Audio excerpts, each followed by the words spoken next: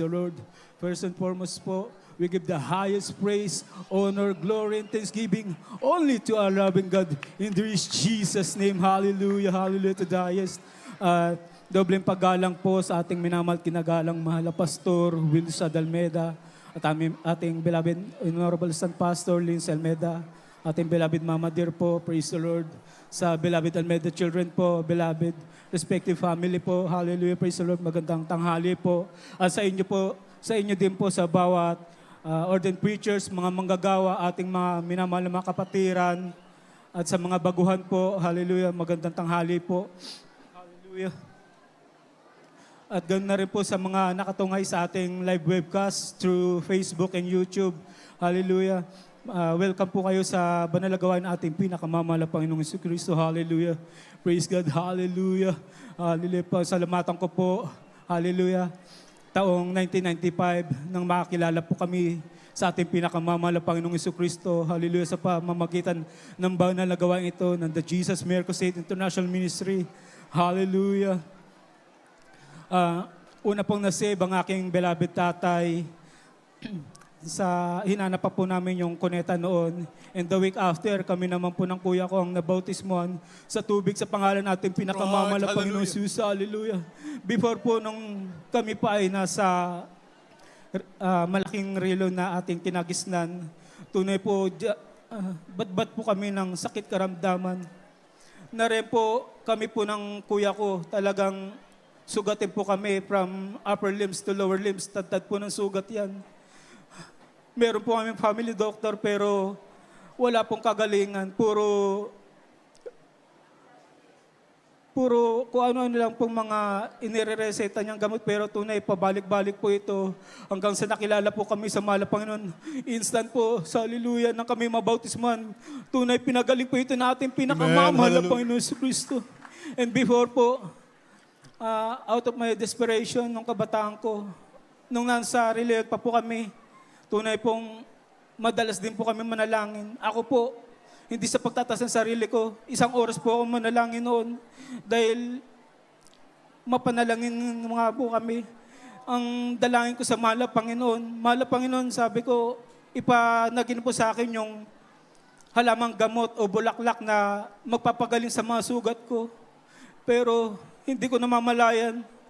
Lagi ko napapanaginipan ng pag-awit ng mga beloved Jesus Finest Generation Choir sa dako na Amoranto.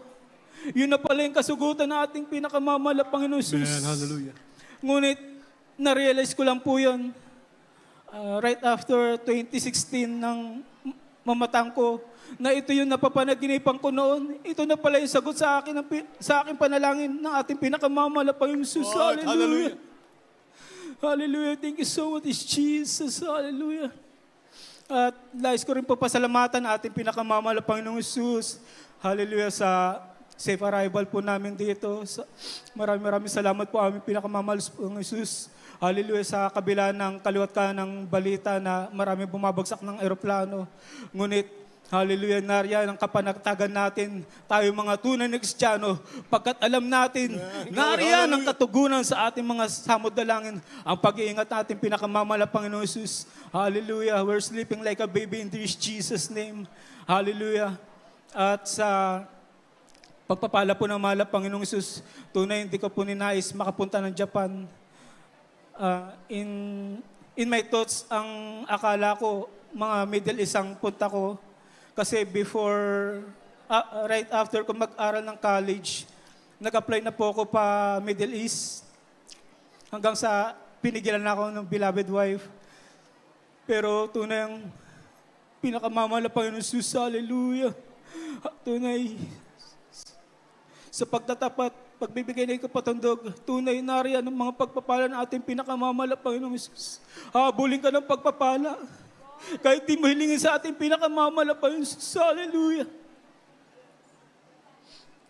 Nakarating po ako ng Japan, nauna po yung aking beloved wife. And currently, nagtatrabaho po kami sa isang company, sa isang facility. Siya po sa medical department po siya, habang ako naman po ay sa kitchen department. Tunay po sa departamento namin, tunay, ako lang po yung nag-iisang foreigner and first time na mga katrabaho kong Japanese na makatrabaho ng foreigner tapos Pilipino pa. And worship with 0-0 po yung Nihongo ko nung ako po'y pumasok doon. So, tunay, ang baon ko lang po nung nag-apply ako ron ay panalangin. Nagsumama ako sa Malapangin. Sabi ko, malapahipuyo po ang bawat Nihonjin or Japanese na aking makatrabaho. Malapahipuyo mo ang kanilang puso't isipan. Tunay po, unang-unang hinipo doon ng ating pinakamamahal Panginoon Jesus, yung food nutritionist po namin. Hanggang sa inintroduce niyo po ako sa buong floor, from 4th floor to 2nd floor ng mga medical employees po doon. Hanggang sa department po namin sa my kitchen, sabi niya, ito si Jansang, igalang nyo to kahit hindi ito marunong mag-Nihongo, yung intonation nyo, sabi niya, naiintindihan yan. Pag nakarating sa akin yan, lagot kayo. Hallelujah, purihin kami, pinakamamahal na Panginoon Jesus. At hindi po nagtagal, meron pong ginamit ang kaaway. Yung head chef po namin, minsan mabait po siya sa akin, minsan hindi po nais-nais yung mga biro niya sa akin. Ang gusto niyang gamitin ko yung chef knife, hindi po yung ordinary mga kutsilyo.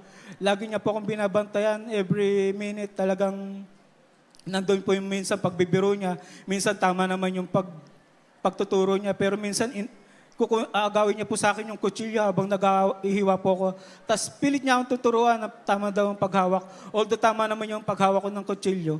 Tapos minsan, hanggang sa nagiging madalas, inakma niya na po ako ng kutsilyo pag inaagaw niya yung kutsilyo sa akin. Sabi niya, Korde,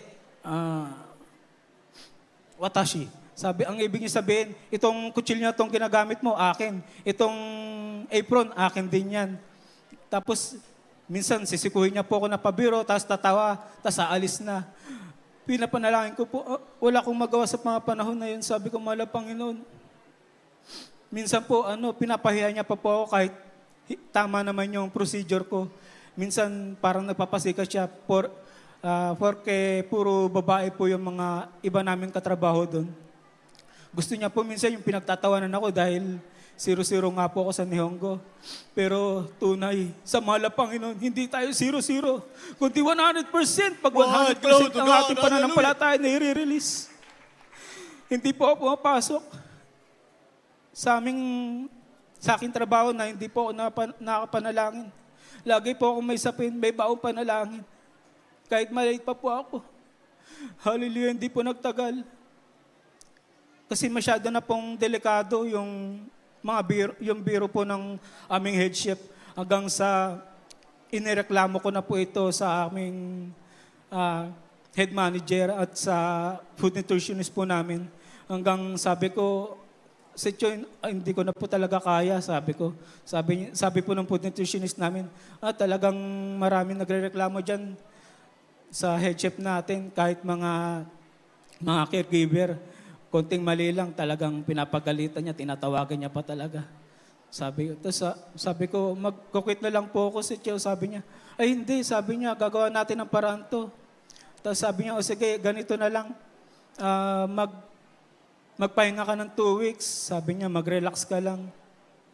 Sakto naman po nun, last year po yon ng ating 49th church anniversary sa Dako ng Luneta, kaya nakadalo po kami sa dakilang kahabagan natin, pinakamamala Panginoon Jesus.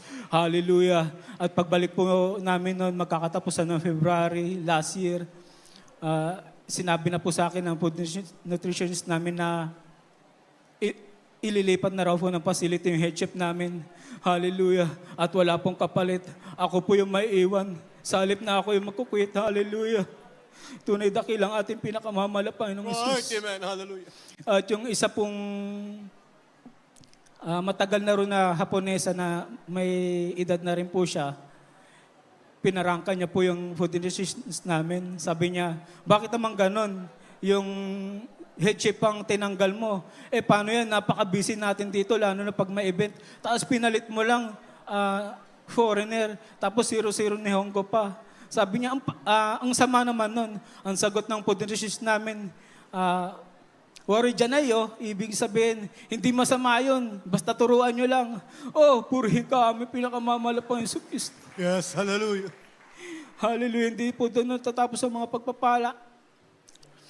Before last year din po, noong January, yung dati pong katrabaho na aking beloved wife na nurse doon sa facility na yon. Kami po yung kinukulit niya na silipin na raw po namin yung ibibigay niyang kotse para sa amin. Ang pinakababayaran lang po namin doon yung registration para pwede na po namin gamitin.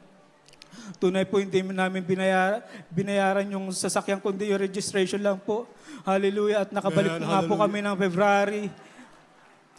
Wala po kaming pondo. Nag-antay pa po siya hanggang April. Hanggang sa naibigay po namin yung pera na rehistro na sasakyan na yun. Sila na rin po ang nag-rehistro. O purihin ka, mahal na Panginoon. Maraming salamat po, mahal na Panginoon.